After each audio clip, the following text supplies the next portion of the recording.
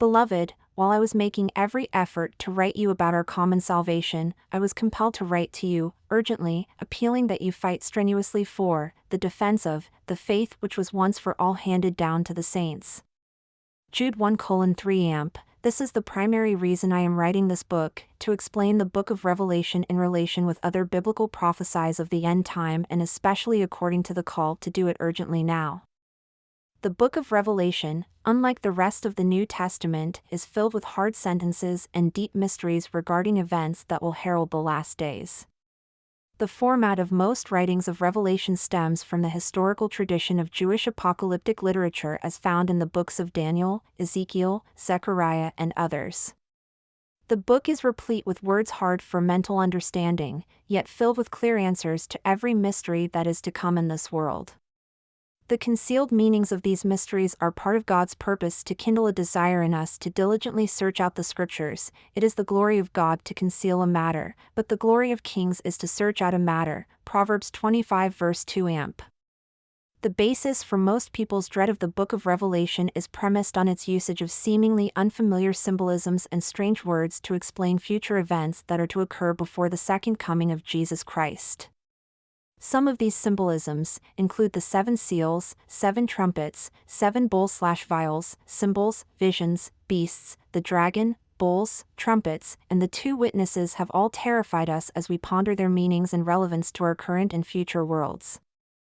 Additionally, a great deal of controversies has arisen regarding predictions related to the exact timing of events unveiled in Revelation.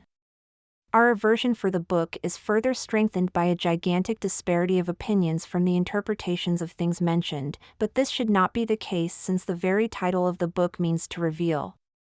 Proverbs 8:9, KJV, says, "They are all plain to him that understandeth, and right to them that find knowledge."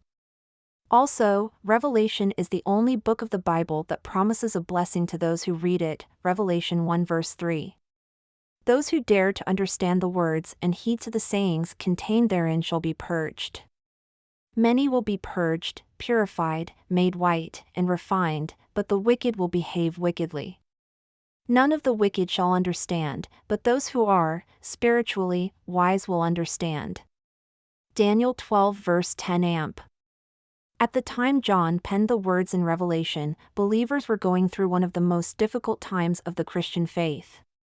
The Roman Emperor Domitian carried on Nero's violent persecutions against Christianity. Domitian's persecution was known to be particularly fierce, including the death of Timothy. It was under these prevalent harsh conditions of the tribulation of believers that John, after surviving being boiled in oil, was exiled to the island of Patmos where he received series of visions by Jesus and other hosts of heaven for the ultimate unveiling or disclosure of specific truths about the churches and the end times, prior to the second coming of Jesus Christ. As in those days, the context of this book is to provide clarity of concepts, timelines of events, and to encourage believers of the ultimate triumph of God's truth and righteousness at the end, despite whatever trials of our faith we face in our current world. This book is not a conclusive interpretation but a dynamic one, subject to additional inclusions by other writers and hinged on an understanding the book of Revelation in the Bible.